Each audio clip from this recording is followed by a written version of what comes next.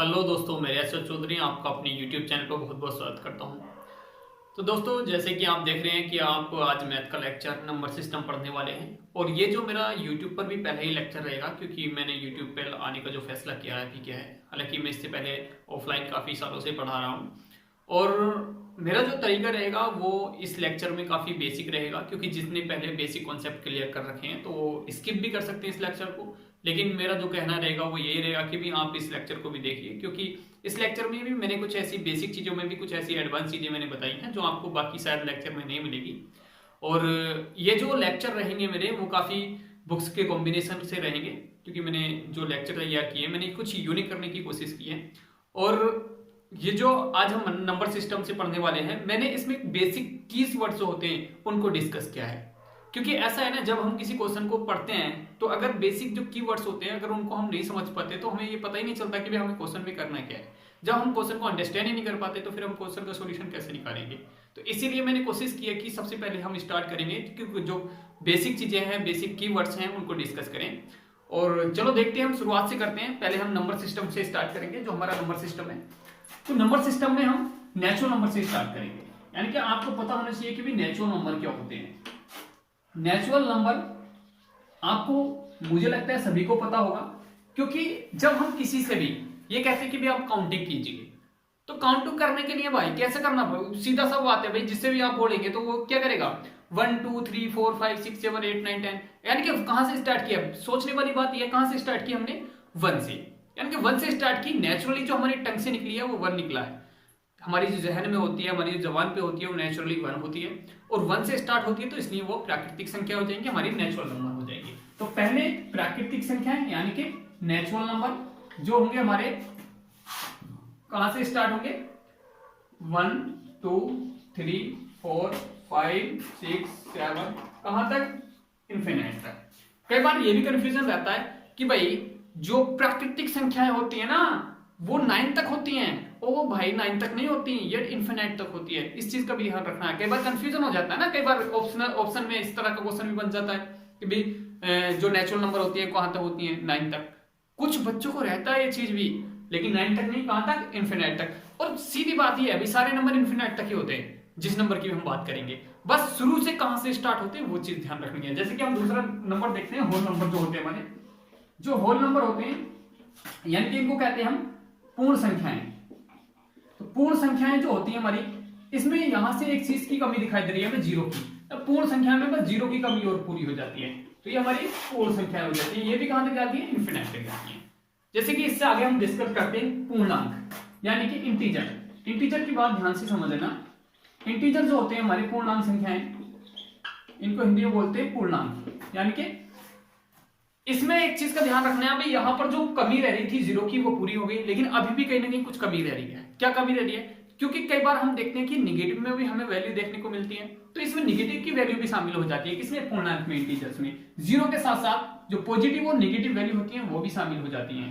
ठीक है, और कहां तक जाती है, फिर वही बात है, कहां तक जाती है, इन्फिनिट तक। कहां तक, पॉजिटिव और निगेटिव। जैसे कि मैं आपको समझाने की कोशिश करता हूं, देखो जैसे कि आपने रियल लाइन देखी होगी, ये रियल लाइन होती है, यहाँ पर 0 होता है, यहाँ पर -1 होता है, -2 होता है, -3 होता है, यहाँ पर +1 होता है। यानी कि जो राइट साइड में चलते हैं पॉजिटिव, जो लेफ्ट साइड में चलते हैं वो निगेटिव। और यहाँ पर +2 होता है, यहाँ पर +3 होता है। कहां तक, ये भी इन्फिनिट तक जाते हैं प्लस, और यहाँ भी माइनस इन्फिनिट तक जाते हैं।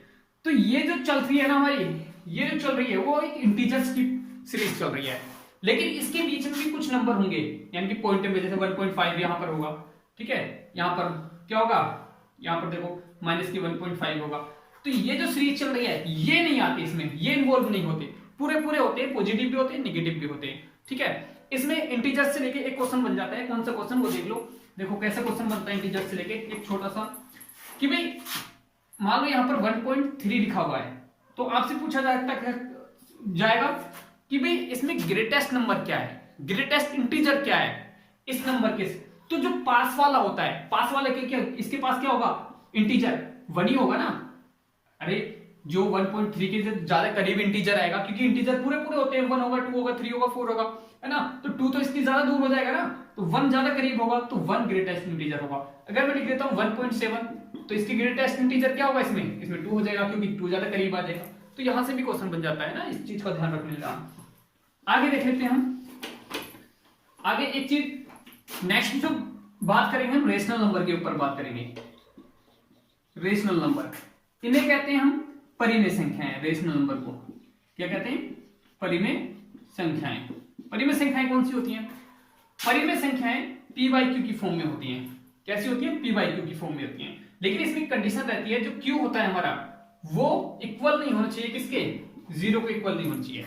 अब इसको ध्यान से समझ लेना। पहले तो ये चीज समझ लो p बाई क्यू की फॉर्म क्या है, क्योंकि कुछ स्टूडेंट्स को ये नहीं पता होगा भी p बाई क्यू है क्या। ये एक फ्रैक्शन है, भिन्न है, ठीक है। कैसी भिन्न? अरे भिन्न आपने देखेंगे कि भाई ऐसे लिखा होगा 3/7, ये क्या है हमारा? एक भिन्न। इसमें जो होगा ये होगा डिनोमिनेटर, जिसे कहते हैं हम हिंदी में अंश कहते हैं, ठीक है। और ये होगा हमारा न्यूमिनेटर, जिसको हम सॉरी जो ये होगा हमारा न्यूमिनेटर और ये होगा डिनोमिनेटर, ठीक है। तो ये डिनोमिनेटर को कहते हैं हिंदी में हर। तो इसमें कहने का मतलब है जो हर होगा, यहां पर अंश होगा p और हर होगा q, और q जो होगा वो 0 के इक्वल नहीं होगा। ये रेशनल नंबर की कंडीशन होगी। फिर से एक बार ध्यान से समझ लो। कहने का मतलब यह है कि जो नीचे वाला नंबर है वो 0 नहीं होना चाहिए, ऊपर वाला 0 हो चलेगा, ठीक है। यानी कि जो नंबर है ये हमारा 3/7 एक रेशनल नंबर है। क्या कहूं मैं? 5/8 क्या है? रेशनल नंबर है। क्या सिर्फ 9 मैंने दिया तो ये भी रेशनल नंबर होगा? ऑब्वियसली ये रेशनल नंबर होगा। इसका रीजन मैं बताता हूं।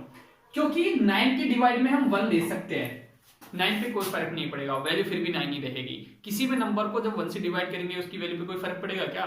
नहीं पड़ेगा ना, तो फिर रेशनल नंबर ही रहेगा, ठीक है। लेकिन अगर मैं कहूं कि मैं 9/0 कर दूं तो ये क्या हो जाएगा? रेशनल नहीं रहेगा, क्योंकि पहले ही उसने कह दिया कि क्यू 0 नहीं होना चाहिए। जब क्यू 0 नहीं है, होना नहीं चाहिए, तो यहां पर तो क्यू 0 रख दिया भाई, अपनी घर की तो बात है नहीं ना, ये उसने पहली कंडीशन रख दी, तो ये क्या हो जाएगा? हमारा रेशनल नंबर नहीं रहेगा। अब इसकी वजह क्या है? जब हम किसी भी नंबर को 0 से डिवाइड करते हैं तो उसकी वैल्यू क्या हो जाती है? नॉट डिफाइन हो जाती है, यानी कि वो वैल्यू एग्जिस्ट ही नहीं करती। तो इसलिए ये नंबर क्या हो जाएगा? कोई भी नंबर नहीं होगा, ये ना रेशनल होगा ना रेशनल होगा ना कोई भी नहीं होगा, ठीक है, क्योंकि ये एग्जिस्ट ही नहीं करती वैल्यू। जिसके भी डिवाइड में आ जाता है 0 वो नॉट डिफाइंड नंबर हो जाता है, समझ रहे हो नहीं? इसलिए एग्जिस्ट नहीं करती और इसलिए ये कंडीशन भी दी गई है। तो आप अगर कोई भी हमारे इसका मतलब हमें एक चीज समझ सकते हैं, यानी कि जितने भी हमारे प्राकृतिक संख्याएं ये रेशनल होंगी। क्यों? क्योंकि इनकी डिवाइड में 1 लगा सकते हैं, p बाई क्यू की फॉर्म में बन जाएगी। इंटीजर भी सारे क्या होंगे? हमारे रेशनल नंबर हो जाएंगे कि नहीं हो जाएंगे? तो ये बात समझ में आई कि रेशनल नंबर क्या हो जाएंगे? सेट ऑफ, कह सकते हैं set of natural number is obviously rational number होगा, है ना। तो ये चीज समझ लेनी है, ओके। तो ये समझ में आ गया, p बाई क्यू की फॉर्म समझ में आ गई। p बाई क्यू की फॉर्म का मतलब है कि भिन्न, यानी कि एक हर होगा, एक अंश होगा, एक डिनोमिनेटर होगा, एक न्यूमिनेटर होगा, ठीक है। तो अब आते हैं हम इर्रेशनल नंबर पर। इर्रेशनल नंबर कौन से होते हैं हमारे, वो देख लेते हैं। इर्रेशनल नंबर होते हैं अपरिमेय संख्याएं। अपरिमेय संख्याएं यानी कि जो p बाई क्यू की फॉर्म में नहीं होगी, ठीक है, p बाई क्यू की फॉर्म में नहीं होगी, वो इर्रेशनल नंबर होंगे। जैसे एग्जाम्पल ले लेते हैं, एग्जाम्पल के लिए √5, ये क्या है? हमारा इर्रेशनल नंबर है, बिकॉज ये रूट से बाहर नहीं निकाल सकते। p बाई क्यू की फॉर्म में कैसे बनाएंगे? अरे जब रूट से बाहर ही नहीं निकलेगा तो p बाई क्यू की फॉर्म में कैसे बनाओगे, ठीक है ना। तो इसीलिए ये p बाई क्यू की फॉर्म में नहीं बनेगा, तो इर्रेशनल हो जाएगा, ठीक है। जैसे √6 ये इर्रेशनल होगा, √9 इर्रेशनल होगा और नहीं होगा बराबर। क्यों नहीं होगा? क्योंकि √9 की वैल्यू तो 3 होती है, और 3 क्या है? एक प्राकृतिक संख्या है, नेचुरल नंबर है, यानी कि नेचुरल नंबर तो क्या होगा? परिमेय संख्या भी होगी, रेशनल नंबर भी होगा, क्योंकि इसकी डिवाइड में 1 लगा सकते हैं, p बाई क्यू की फॉर्म में बना सकते हैं, समझ रहे हो नहीं? यानी कि जो रूट से बाहर निकल जाएंगी वो कैसी हो जाएंगी? इर्रेशनल नंबर नहीं होंगी, वो रेशनल हो जाएंगी, ठीक है। तो ये चीज समझने वाली है। तो इर्रेशनल नंबर समझ में आ गया ना। और अभी थोड़ा सा और डिटेल में आगे भी पढ़ेंगे, एक बार हमें फिर से डिस्कस करनी पड़ेगी, क्योंकि जब हम डेसिमल नंबर पढ़ेंगे तो इनको डिस्कस फिर से करना पड़ेगा हमें। तो ये कोई बात नहीं, अभी जितना समझ में आ गया बहुत अच्छी बात है, नहीं आया तो आगे समझेंगे। अभी इर्रेशनल क्या है, आगे बढ़ते हैं हम। अब बढ़ते हैं हम रियल नंबर पे, ठीक है। रियल, ओ सॉरी कोई बात नहीं, देख लेते हैं रियल नंबर। अब रियल नंबर क्या है भाई? रियल नंबर जो है वास्तविक संख्याएं बोलते हैं इनको हिंदी में, ठीक है? क्या बोलते हैं? वास्तविक संख्याएं, यानी कि वास्तव में सारी संख्याएं। इसका मतलब है कि जो सारी संख्याएं हैं, rational, irrational, natural, whole, integer, सब जो है हमारे, तो वो सारे क्या होंगे? हमारे रियल नंबर होंगे। और एक सिंपल डेफिनेशन में इसकी क्या बताऊं, पता है?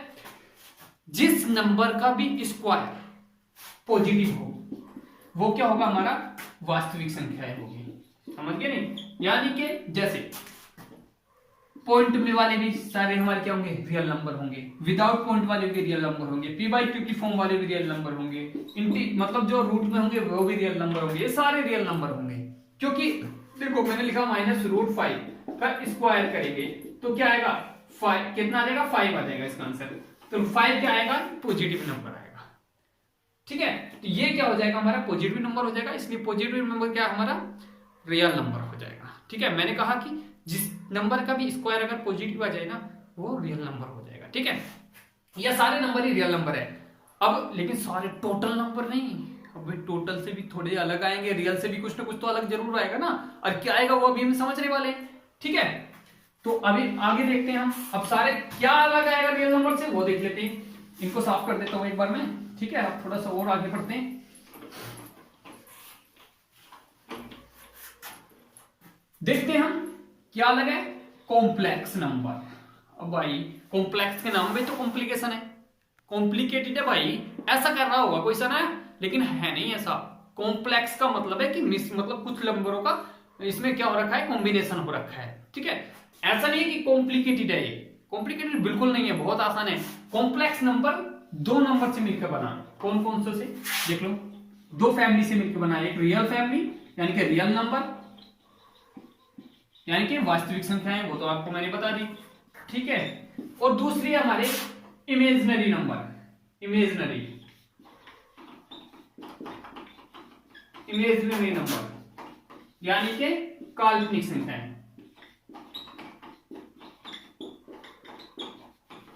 चलो इनको देख लेते हैं, ये क्या है।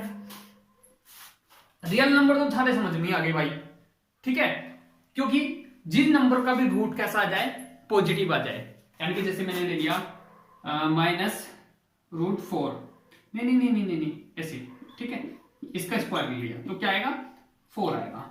ठीक है, या मैंने ले लिया -5 का स्क्वायर, क्या आएगा? 25 आएगा। यानी कि पॉजिटिव ही चलेंगे इन सब के स्क्वायर जितने भी हैं।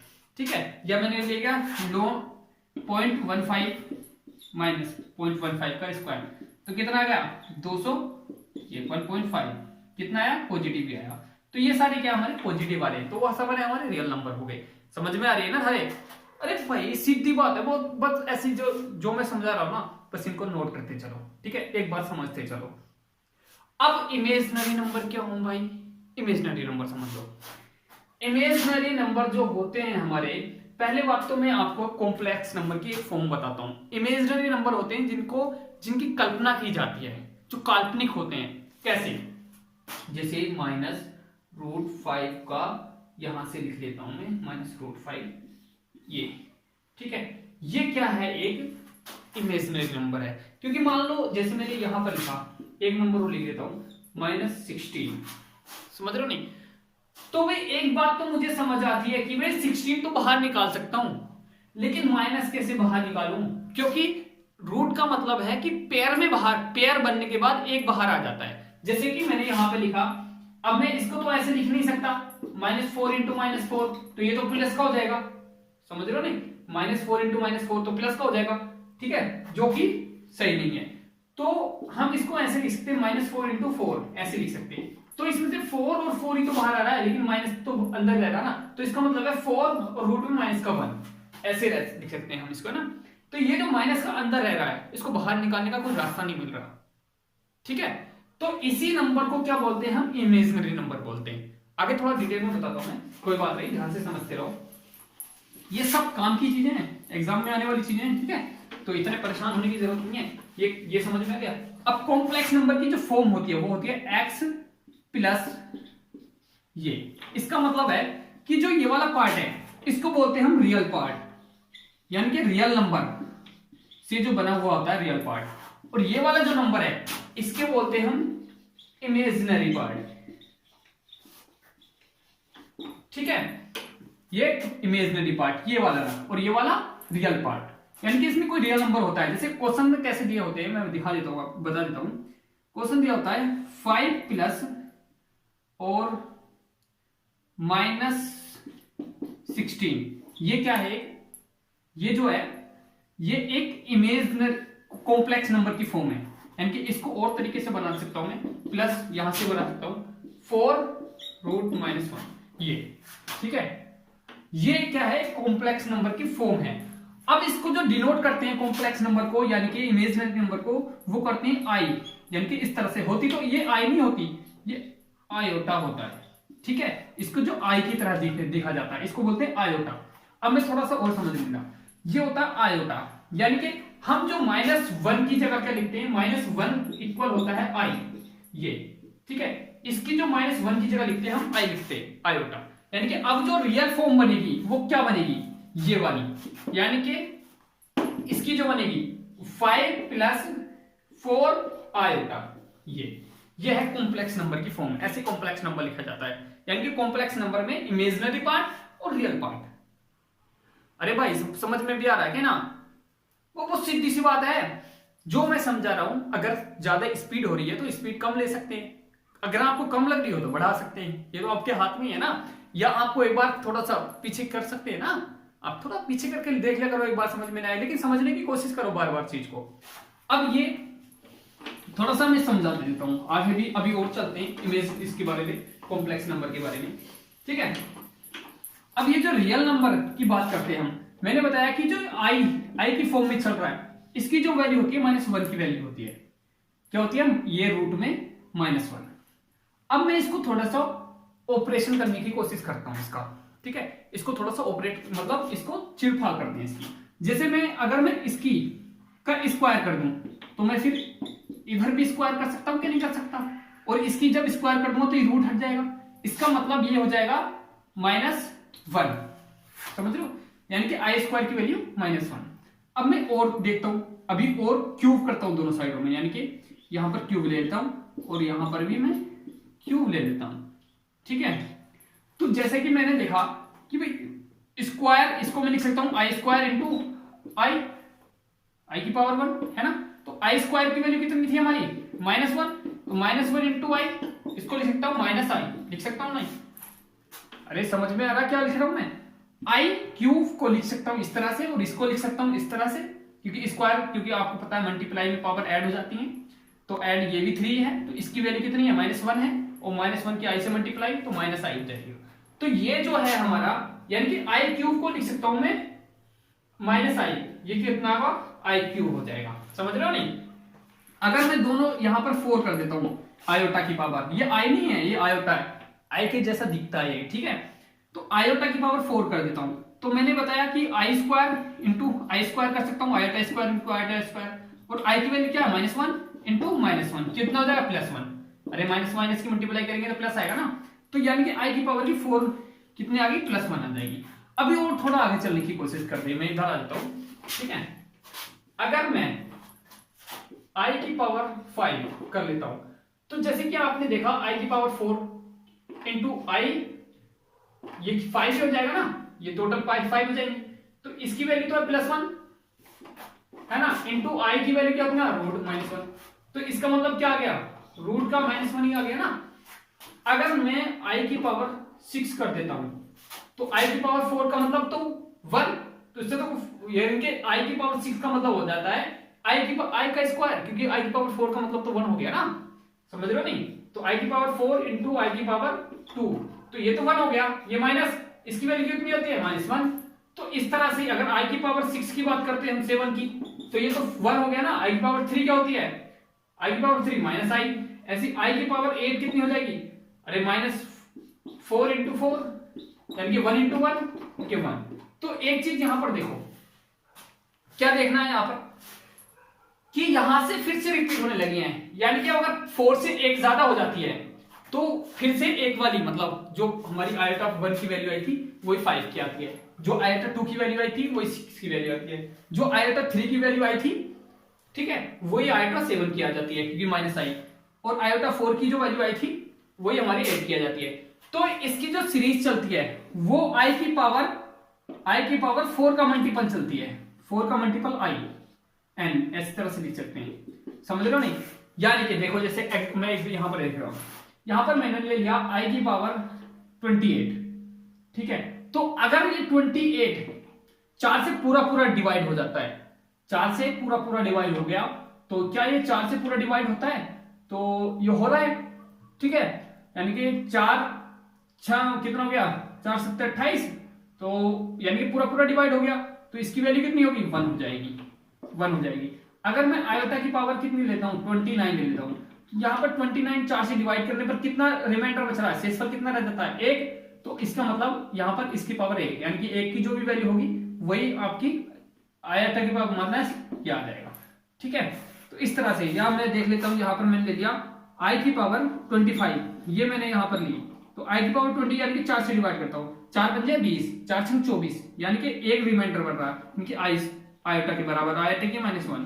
या जैसे मैंने लिया 52, आई की पावर 52 ले ली मैंने, तो आई की पावर 52 का मतलब है कि मैं 4 से डिवाइड करता हूं, 4 से डिवाइड करने पर क्या आ रहा है हमारे पास, तो 4 का 4, और यह पूरा पूरा कट रहा है ना, तो पूरा पूरा कट रहा है, तो इसका मतलब 1 आएगी वैल्यू।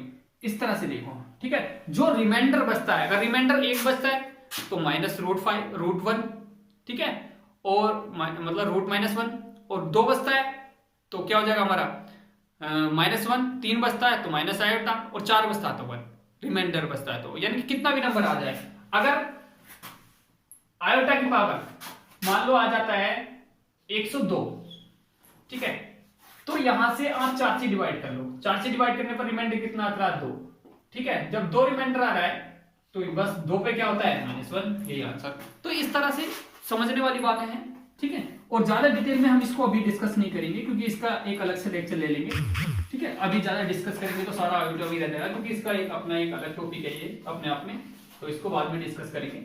अब आगे और चीजों को भी हमें डिस्कस करना है ना, क्योंकि हमें नंबर सिस्टम की बेसिक कॉन्सेप्ट को क्लियर करना है। बहुत सारी चीजें हैं इसमें अभी नंबर सिस्टम में, जो एग्जाम में हर एक ज्यादातर एग्जाम में नंबर सिस्टम से काफी कुछ रखा जा रहा है आजकल, ठीक है। तो देख लेते हैं आगे। अब हम बात करते हैं आगे, कॉम्प्लेक्स नंबर हमारा क्लियर हो गया, तो अब आगे किस चीज पे चले, हम प्राइम नंबर से स्टार्ट करते हैं। सबसे पहले ओड और इवन की बात करते हैं। ओड और इवन के बारे में तो आपको शायद पता ही होगा, लेकिन फिर भी एक बार देख लेते हैं जब कर ही रहे तो। विषम और सम, विषम संख्याएं कौन सी होती हैं? विषम संख्याएं वो संख्याएं होती हैं जो 2 से नहीं कटती, जो 2 से डिवाइड नहीं होती, वो विषम संख्याएं होती हैं। जैसे 1 3 5 7, ये कहां तक, इन्फिनाइट तक। इसी तरह इन्फिनाइट इसी सीरीज में चलेगी, ठीक है। और जो ये कैसी होगी, हमारी विषम संख्याएं होगी, यानी कि ओड नंबर हो गए। और इवन कौन से होते हैं, जो 2 से डिविजिबल होते हैं, यानी कि 2 से कट जाते हैं, 2, फिर 4 6 8, कहां तक, ये भी इन्फिनाइट तक, इसी सीरीज में। तो ये तो इवन ओड हो गया है ना, चलो इनको छोड़ देते हैं, स्किप करते हैं। स्किप क्या मैंने बताई थी बेसिक चीजें। हम आते हैं प्राइम नंबर पर। प्राइम यानी कि इनको बोलेंगे हिंदी में अभाज्य। अभाज्य संख्याएं कौन सी होती हैं भाई? जो संख्याएं या तो कटेंगी अपने आप से, या किसी से नहीं कटेंगी, या 1 से कट सके। अरे 1 तो हर संख्या का मल्टीपल होता है, 1 तो हर संख्या का मल्टीपल होता है भाई, तो 1 की तो बात ही करनी बेकार है। जो संख्या किसी से कटती ही नहीं है, अगर कहने के लिए फिर भी कह सकते हैं 1 से या अपने आप से कटती हैं, वो हमारी अभाज्य संख्याएं होती हैं। जैसे एग्जांपल, सबसे छोटी अभाज्य संख्या 2, ठीक है, और ऊपर से इवन, यानी कि कह सकते हैं, क्वेश्चन बन सकता है सबसे छोटी सम संख्या, अभाज्य सम संख्या कौन सी है? अभाज्य सम संख्या तो 2 है, सम भी है और अभाज्य भी, और सबसे छोटी भी है। क्वेश्चन बन सकता है सबसे छोटी विषम अभाज्य संख्या। समझ रहे हो क्या बोल रहा हूं मैं? सबसे छोटी विषम अभाज्य संख्या, सबसे छोटी विषम, विषम क्या 3 है, सबसे छोटी है और अभाज्य है, ठीक है। फिर क्या ले लेंगे आप, 5 ले लेंगे, फिर क्या ले लेंगे, 7 ले लेंगे, फिर क्या ले लेंगे, 9 तो लेंगे नहीं, 3 से कट जाती है, 11 ले लेंगे। तो ये सब क्या है, हमारी 13 ले लेंगे, 17 ले लेंगे, 19 ले लेंगे, ये सब कैसे हमारे प्राइम नंबर है, अभाज्य संख्याएं हैं। समझ में आता है? तो अभाज्य संख्याएं के लिए आगे चलते हैं हम। आगे चलते हैं कंपोजिट नंबर, यानी कि भाज्य संख्याएं। अरे भाज्य तो ये फिर भाज्य कौन सी होंगी, जो अपने आप से अलग भी किसी और संख्या से करती हैं, यानी कि जिन जो जैसे कि मान लो हमने 4 ले लिया, 4 अपने आप से अलावा किससे करती है, 2 से भी करती है और 1 से भी करती है, ठीक है। यानी कि अपने अलावा 1 से तो छोड़ ही देते हैं हम, है ना, अपने आप से अलग किसी और संख्या से भी करती है, वो कैसी होती है, हमारी भाज्य संख्या हो जाती है। जैसे हमने ले लिया 27, 27 क्या है, एक हमारी भाज्य संख्या है। क्यों? क्योंकि ये 3 से भी करती है, 9 से भी करती है, तो इसके फैक्टर कितने हैं, यानी कि कह सकते हैं कि जिस संख्या के फैक्टर 2 से ज्यादा होते हैं, मोर फैक्टर 2 मोर देन 2, ठीक है। तो ये बात समझ में आनी चाहिए। आगे देख लेते हैं हम, कंपोजिट भी हो जाएगा, तो ये बात समझ में आ गई आप लोगों को। अब आ जाते हैं हम रिलेटिवली, एक आता है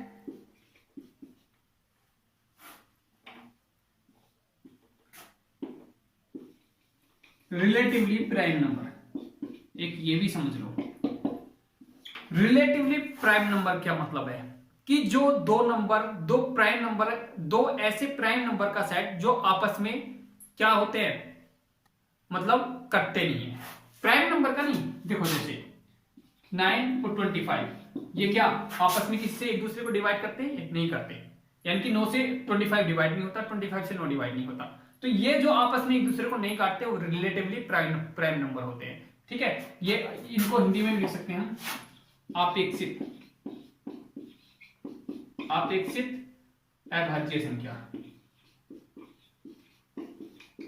ये भी लिख लेना, क्योंकि ये सारी चीजें लिखने काम आने वाली चीजें आपको।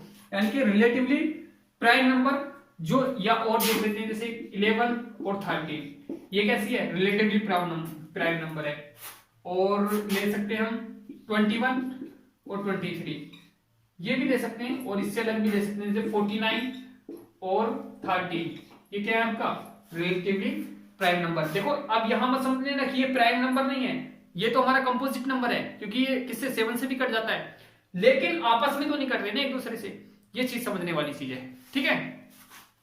अब आ जाता है हमारा, और भी आता है, जैसे ट्विन प्राइम भी आता है, ठीक है, इसको भी लिख लेते हैं हम, ट्विन प्राइम। चलो बात करते हैं, अब बात करते हैं twin prime number. Twin prime number क्या होते हैं, इसको भी थोड़ा सा समझ लेते हैं। इसमें ऐसे प्राइम नंबर आ जाएंगे, they have set of prime numbers, they have difference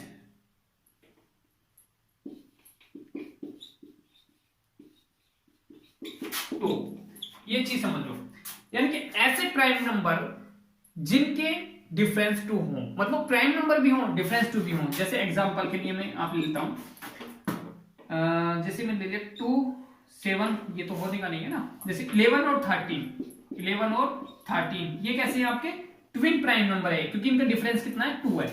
या मैं ले सकता हूं 29 और 31, ये भी क्या है, एक प्राइम नंबर का सेट है, और इनका डिफरेंस कितना है, 2 है। या मैं ले सकता हूं 19 और 21, नहीं आएगा क्योंकि 21 प्राइम नंबर नहीं है, ओके। तो और मैं क्या ले सकता हूं, जैसे 39 और 41, ये क्या है, एक ट्विन प्राइम नंबर का सेट है, ठीक है। और भी कोई समझ में आ रहा हो तो आप बना सकते हो अपनी तरीके से। जैसे मैं और क्या ले सकता हूं, तो ये ले सकता हूं, एक 17 और 19 ले सकता हूं, ठीक है। ये भी क्या है आपका ट्विन प्राइम, इनका डिफरेंस भी 2 है। और बात करते हैं हम आगे, एक आप पढ़ेंगे कोप्राइम नंबर, सह अभाज्य बोलते हैं इसको, सह अभाज्य संख्या। इसमें क्या होगा, कोप्राइम नंबर मतलब दो ऐसे नंबर जो आपस में क्या हो, अभाज्य हो। मतलब देखो अभाज्य मतलब 11 और 17, ये कैसे हैं, दोनों ही कोप्राइम है, यानी कि अभाज्य संख्या है, और आपस में एक दूसरे को डिवाइड नहीं करती। अब यहां पर देखो वो चीज तो है, ये है सेट ऑफ कोप्राइम, मतलब दोनों ही कैसे होंगे, दोनों ही कैसे होंगे, प्राइम होंगे। लेकिन आपने यहां भी पढ़ा एक रिलेटिवली प्राइम नंबर, यहां पर ये प्राइम नहीं है, ये प्राइम नहीं है, लेकिन आपस में एक दूसरे को डिवाइड नहीं करते, ठीक है ना। रिलेटिवली प्राइम नंबर, यहां पे कंफ्यूज हो जाते हैं कई बार स्टूडेंट। रिलेटिवली प्राइम नंबर का मतलब है कि वो आपस में डिवाइड ना करें, यहां पर है कि दोनों प्राइम होने चाहिए और आपस में डिवाइड ना हो, या आपस में डिवाइड भी हो जाए तो एक बार चलेगा, नहीं आपस में डिवाइड हो सकते हैं लेकिन दोनों सेट होने चाहिए और दोनों प्राइम नंबर का सेट होना चाहिए। जैसे कि आप ले सकते हैं यहां पर 20, पहली बात तो आपस में डिवाइड ही नहीं होंगे, ये चीज समझ लो, क्योंकि अगर वो मान लो एक नंबर दूसरे नंबर से डिवाइड हो जाता है तो वो तो फिर प्राइम रहेगा नहीं ना। बात समझ रहे हो क्या बोल रहा हूं? देखो जैसे मान लो 11 के साथ कोई भी प्राइम नंबर लेता हूं मैं, मान लो मैंने ले लिया 51, तो ये प्राइम नंबर, ये कभी भी किससे कटेगा ही क्यों? अगर कोई यहां पर ऐसा नंबर ले लेता हूं जो कटेगा तो फिर प्राइम रहेगा क्यों? समझ रहे हो नहीं? तो इसमें और इसमें क्या फर्क है इस वाले में? इसमें प्राइम नंबर इसके सेट में कंपोजिट नंबर आ सकता है, यानी कि भाज्य संख्या आ सकती है, लेकिन वो आपस में डिवाइड नहीं करेंगे एक दूसरे को, ठीक है। रिलेटिवली प्राइम नंबर का मतलब वो आपस में एक दूसरे को डिवाइड नहीं करेंगे, लेकिन यहां पर जो को प्राइम नंबर है वो दोनों ही, जो दोनों का सेट है वो प्राइम नंबर का ही सेट होगा, उसमें दोनों प्राइम नंबर ही होंगे, ठीक है, वो कंपोजिट नंबर हो जाएंगे। तो ये बात समझिए, क्लियर हो गया होगा। ये सारी चीजें आप लिख सकते हो, आगे हम देख लेंगे। आगे जो बात करेंगे हम किस चीज की बात करें, अब हम परफेक्ट नंबर की बात करते हैं। ये सारी चीजें आपको समझ में आ गई।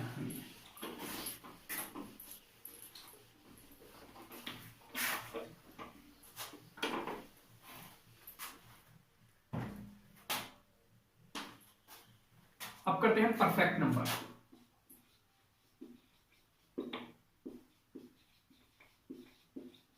परफेक्ट नंबर में भी, इसे भी पूर्ण संख्या कहते हैं। पूर्ण संख्या है, पूर्ण संख्या एक संख्या की बात होगी, पूर्ण संख्या है वो अलग थी, वो पूर्ण जो होल नंबर थे ये अलग है। इसमें क्या होगा, इसकी डेफिनेशन ये है कि कोई ऐसा नंबर जिसके फैक्टर, जो उसके गुणनखंड है, वो उनका सम, यानी कि जिनके फैक्टर का सम उस संख्या के बराबर हो। जैसे मैं एग्जांपल से बताता हूं आपको, जैसे मैंने एक नंबर लिया 6 के फैक्टर क्या क्या होंगे? एक तो 1 इसका फैक्टर होगा, यानी कि 1 भी तो इसका, इससे डिवाइड हो जाए, 1 से डिवाइड कर सकते हैं इसको, 2 से भी डिवाइड कर सकते हैं, 3 से भी डिवाइड कर सकते हैं, 2 से 3 से, 2 से 300। अब इनका अगर मैं सम करूं तो कितना होगा? 3 2 5 और 1 6, तो ये 6। यानी कि जब कोई ऐसा नंबर जिनके फैक्टर, जो भी फैक्टर होंगे, टोटल फैक्टर, ऑल फैक्टर कितना होने चाहिए, उसके सम जो होने चाहिए, sum of all factor is equal to that numbers is called perfect number. यानी कि जैसे अगर मैं देखो यहां पर लेता हूं, मैं 8 ले लेता हूं, तो 8 का फैक्टर 1 होगा, 2 होगा, 3 नहीं होगा, 4 होगा, और 5 नहीं होगा, 6 नहीं होगा, 7, ठीक है। तो इनका सम करता हूं मैं, 6 और 1 7, यानी कि इसका सम 7, तो ये एक परफेक्ट नंबर नहीं है, यानी कि ये परफेक्ट नंबर नहीं है। इससे अलग अगर हम 2 डिजिट में बात करें तो 28 के हम फैक्टर करते हैं। 28 क्या? 1 इसका फैक्टर होगा, 2 भी होगा, 3 नहीं होगा, 4 होगा, 5 नहीं होगा, 6 होगा, नहीं होगा, 7 नहीं होगा, 7 होगा, ठीक है, 8 नहीं होगा, फिर 9 12 13 14 14 होगा। तो ये इसके फैक्टर होंगे, यानी कि इन नंबर से ये कट सकता है। तो अब इनका सम करता हूं मैं, कितना सम आ गया? 20 14 28 20 27 28, यानी कि इनका सम करूंगा तो मैं 28 आ गया। तो यानी कि ऐसे नंबर जिनका सम 28 आ जाता है, उनके फैक्टर का सम 28 आ जाता है, वो कैसे नंबर होते हैं? परफेक्ट नंबर होते हैं। कई बार क्वेश्चन इस तरह से बनता है कि जो नंबर दिए हैं तो उसमें परफेक्ट नंबर कौन सा है। जैसे एग्जांपल में दे देगा 1 को छोड़ देते हैं ना, यहां पर दे देगा 7 26 28 39, तो इसमें से कौन सा होगा? ऐसे एग्जांपल में ऑप्शन में दे देगा, तो ये क्या हो जाएगा? इसमें परफेक्ट नंबर 28 होगा। तो बस आप 2 नंबर वो याद कर लेना, क्योंकि 3 डिजिट का भी आ जाता है कई बार। 3 डिजिट में जो आएगा वो आएगा 496, ये 3 डिजिट के लिए परफेक्ट नंबर होगा। एक और 4 डिजिट में भी ये हो जाएगा, ठीक है, 8128, ये भी एक परफेक्ट नंबर है 4 डिजिट में। तो परफेक्ट नंबर